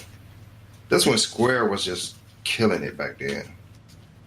They were just pumping out such good stuff. And then Final Fantasy X and X-2 happened, and I was like, I'm out. Yeah, anything after 10 I'm not really currently looking for a remake of. 4. The boy band Final Fantasy. I do like that one. I got to finish it, but I do like that. Are you talking about 15? Yeah. I'm thinking of jumping into this. Gex. The first Gex, I probably would like a remake of that. Keep it side scrolling though, but kind of give it the Shaq Fu and the they remake. They remastered, remade Shaq Fu on the Switch, where it's more of a beat 'em up and not a fighting game. At least I don't think the first Shaq Fu was supposed to be a fighting game. Side scroller beat 'em up. I think it was supposed to be like a straight up fighting game. But I like how that game made fun of itself for the game. The first Star Ocean game I would love. Loaded. Oh my god, I would love for this to be remade too. Loaded on PS1. That was a PS1 game, and Star Ocean for PS1. Trombone.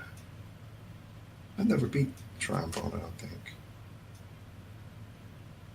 I think Metal Slugs are okay as they are. I mean, Metal Slug keeps on making games like they have been. Yeah, that's Dino Crisis. I think would be a great remake. Battlefield 1942. How about 1941? The top-down plane shooter? Oh, I actually like the older ones. I probably wouldn't remaster those too much. Unless you did them like Ace a total Combat remake. games. Yeah. Unless you do them like Ace Combat. Ape Escape, I would like a remake of that.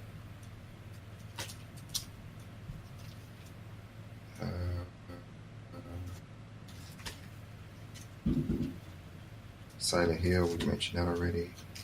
Fear Effect? I don't care too much for that. I mean, I liked it when it was on PS1, but it's okay as is. Evil Zone. Eco. That's it, Ico? I think it's Eco. Yeah. The makers of, Colossus. I wouldn't mind seeing a remake of that. Dark Cloud 2, I wouldn't mind seeing a remake of. And Zone of the Enders 2, or the second runner. Both PS2 games. I wouldn't mind seeing a remix of those. You got a couple more, man? Because I actually got to go. I got work in the morning. Nope. I'm Rygar's one more. And We're just kind of running through them now. yeah, Chaos Legion, I would like. That's it for me. I mentioned Power Stone earlier. What do you think about that? Yeah, update the know more about graphics, that keep the one. gameplay the same. But then Smash Brothers, like, it'd probably make me want to play Smash Brothers. So Yeah, Smash Brothers kind of did that to Power Stone, and then Smash Brothers kind of built upon itself. Well, did build upon itself just over the years. So, like, for a brief moment, I thought, well, what if they remake the original Smash Brothers? No. What would be the point? You're going back to, what, 10 characters? Ooh, smoother controllers, but hey, that's the new game. Smoother controllers plus 100 levels plus 100 more characters plus. So, yeah. that's the game that keeps on giving. I'm not too. Yeah, the remake has sort of become a standard in a lot of games. I mean, I think we've definitely named some games that have been unaddressed with remakes tonight, but a lot of them, you know, whether they're spiritual or made by a different, you know, made by a different company or made by the same company and just given a sequel title. Video games is a constantly evolving form of art. It's an art form.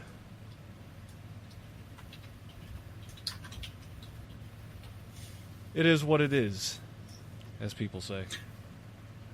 I would love to use that excuse for everything in life. Yeah, it's too and easy. see how far I can get with that. Hey, I just ran over 100 people with my car. Well, it is what it is. What it is. Oh, we ignored these protesters and now they're burning down our entire city. You know.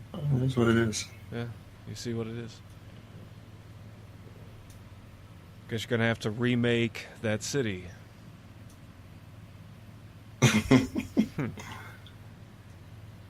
Well, speaking of jokes. Yeah, I got a couple. So, did you know that Kurt Cobain had really bad dandruff? No. Yeah. Well, they found his head and shoulders behind the couch. Oh, man. Why did Vanilla? Why did Nirvana stop doing press conferences? Tell me why. Because Kurt was always shooting his mouth off. Ooh. You know, you're going to piss off all the conspiracy theorists that, what am I thinking? The Courtney Love conspiracy theorists. Yeah, I keep hearing, is she or is she not? I don't know. She had someone arrange it. It was not a suicide, it was a homicide. That's confirmed, or no. It's all speculation. All speculation. It's all speculation. They've reopened the case before in the past, and there have been documentaries that have vilified Courtney, even people who have alleged to have been hired by her to kill him, and then, according to the documentary, that person that claimed that they were hired by her were found dead later after admitting to it. But I don't know the integrity of those documentaries, so I generally go with Occam's razor. The most likely explanation, even if it's the most boring, is probably the most likely, in that he did it. Yeah, considering that the guy from, I can never remember his name for the life of me. Frontman, I think it was frontman for Linkin Park. Chester? Yeah, Chester. And the guy from Soundgarden. Jesus. Chris Cornell. Chris Cornell, yeah. You know, so I'd say it's likely success doesn't guarantee happiness. Nope. Although, I don't know, man. I always had weird, mixed feelings about stuff like that, where I understand people who are successful can still shit to deal with. I mean, I guess like if someone's going through a divorce or something, I can see something like that. You know, somebody's starting to take your kids and try to screw your career up. But there's, you know, if you're in just people who've been successful and I guess from the outside seem like they have everything they always wanted, and I just always... Man, this took a dark turn. Well, it's Kurt Cobain jokes. And then you brought... I'm trying to keep it jokey, and you went... Yeah. All right. Yeah. I have to blame you on this one. I was keeping it, you know... No, it's, you know... It's like bringing up dead baby jokes, and then you start mentioning... Well, you know about these babies that died. No. I guess my thing on the whole Courtney Love is that I always rule it out, but she was definitely a bitch. I have enough accounts on that to be pretty confident. Yeah, I can see that. I remember she was on. I think it was David Letterman. I want to say it was David Letterman. And it kind of like how Tom Cruise jumped on Oprah Winfrey's couch like an idiot. I remember she climbed up on. I want to say it was his desk, or it might have been Jay Leno. It was like, come on, this is just ridiculous. I didn't really follow her, but when I saw that, I was like, yeah, something's missing. Something's not right with this person. But anyway, I know you got to go. I was just going to say, I think maybe something was missing, but they knew what they were doing. Oh yeah, they knew what they were doing. Yeah. It's definitely guerrilla marketing tactics is what I'll call it.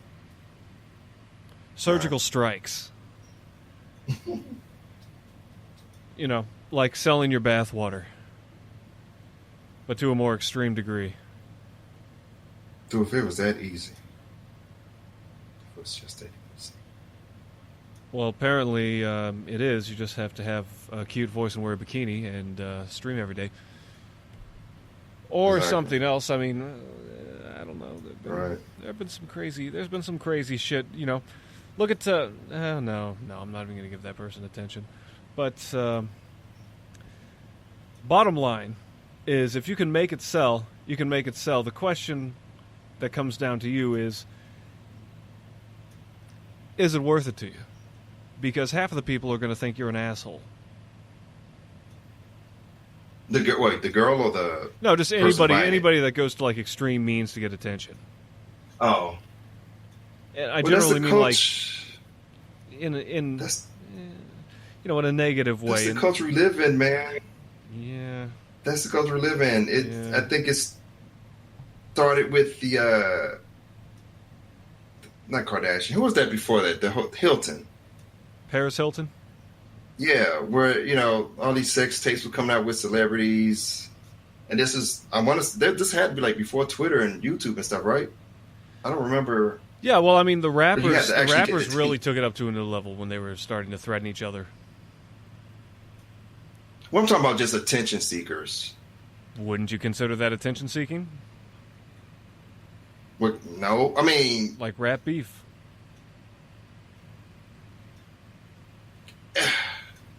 Now, when it ends in death, then no, that seems too extreme. If it's just beef for publicity stunts, I mean, I can see your point, but I'm just going by when you talk about the thoughts, those hoes over there. Yeah. It seemed to start with the, kind of the Paris Hilton thing, and then this is before social media, if I'm not mistaken. And now you got social media, which makes it even more like everybody wants to be a celebrity now. I was having this. I'm gonna make this real quick. Yeah. I was wondering, like, is today? I was thinking about how when I was growing up, star power used to be a thing where you take Eddie Murphy, for example. It didn't matter what movie he was in. You wanted to go see Eddie Murphy movies. Mm-hmm. Same thing with Will Smith. You wanted to go see him. Mm-hmm. These days, but the new Men in Black movie that just came out, I don't think anybody went to see it. Mm-hmm. I heard it was a thing. That was it. They were banking on the fact that those two were in Ragnarok together. I think it was Ragnarok. Thor Ragnarok together. So it's like some people have these movies where like, oh, I liked you in that movie, but you're not.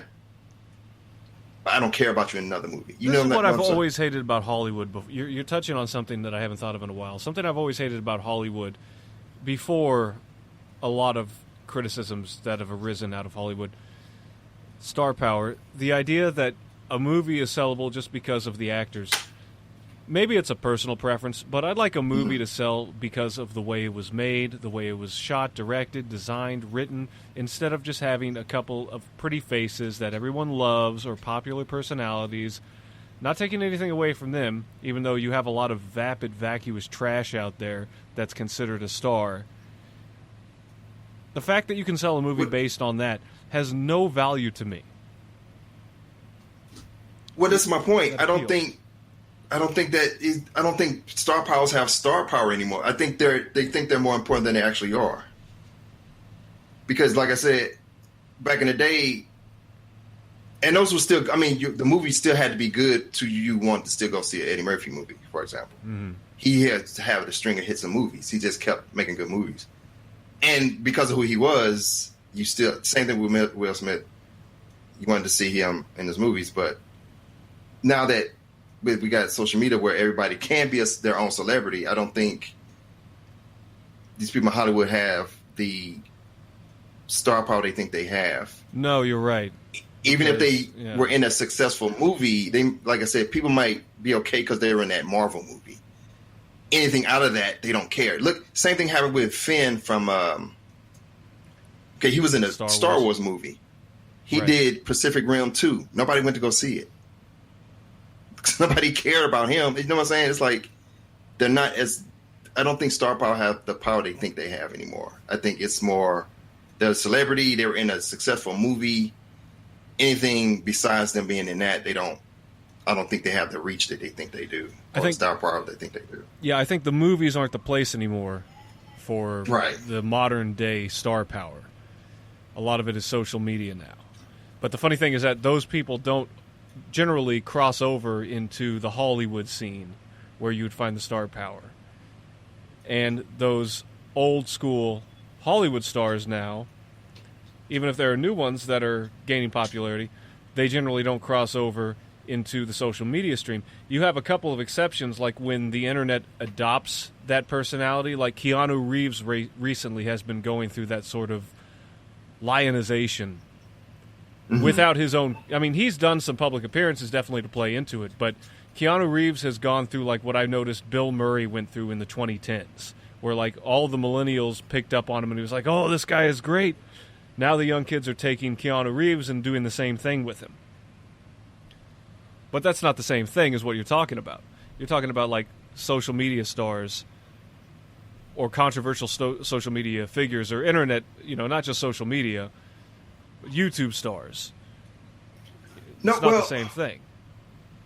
Well, that's what I'm saying. Like I said, I think some people in Hollywood still think the concept of having, this movie was successful. Like again, take Rey from Star Wars. If she's in another movie, is anybody going to care? I don't think many people care about her in this movie now. But I don't think she has that. A lot of the. You have to have that personality appeal. You can't just rely on your roles in movies. Like, I think a good example is like Natalie Portman. Like, she was successful not just because she was the princess, but also because she did a lot of other things that was noteworthy outside of that. And that's the thing, too, with Star Wars. Like, even in the original group, out of all of them, Harrison Ford was the only one that wasn't typecast. Or, he was the only one that seemed to be able to get out of just being Han Solo. Right. Carrie Fisher and Mark Hamill, it's kind of like a double-edged sword. It's like they're known for that, but they're not known for anything else. I mean, I know Mark Hamill, did the Joker voice. He does voiceovers and stuff. Right. And they kind of still have the star power because he's been Luke Skywalker, but what other movie had he been in that's been successful past that? And then it's, I'm thinking. Billy D. Williams. Now, he did movies before he did Star Wars.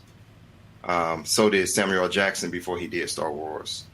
But it seemed like this is like a curse, but it's just weird. Like, if you've been in movies before Star Wars, you might still hear about them, and they may still be able to be successful in other things.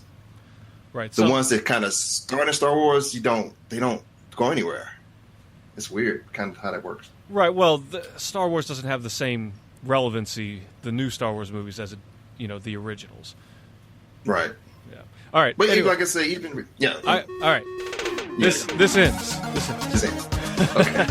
So I will leave it with myself saying, This is Zuver. Get up, get out, and get off my lawn. Damn. That's rough. Get off his lawn, It's y'all. inspiring at the same time. You got to get up and get out, man. You can't just lie around and expect the world to come to you. But get off my lawn. Right. Go to another lawn. Make your own lawn. Bottom line. Yeah. Oh, yeah. Make your own lawn. You know, get the seeds, till the dirt, get rid of all the pests, you know, build a scarecrow if you got to. I don't care how you do it. I don't care how you do it. And then work on a house. Once you get that lawn, then build your own house. And he said he was done. He said he was done. I'm done. I'm making my last point. I'm done there. That's me. Oh, I will sign off by saying I highly recommend, if you can, see Spirited Away I agree. and Princess Mononoke. You have seen those ones. Same company. Goddamn. My kid loves Spirited Away. Like, she almost watch it damn near every day now. Loves it. It's a great movie. You think they should remake those? No! They're great as is. Don't fuck out, dude. I don't believe in murder, but I do. You can touch those. I'm kidding, but not really. But I do. All right. All right, everybody. All right, man. All right, take it easy. Yeah. Later. All right. Later. Later. All right. Later. Later. All right. Later. Later. All right. Later. Later. All right. Later. Later. All right. Later. Later. All right. Later. Later. All right. Later. Later. All right. Later. Later. All right. Later. Later. All right. Later. Later. All right. Later. Later. All right.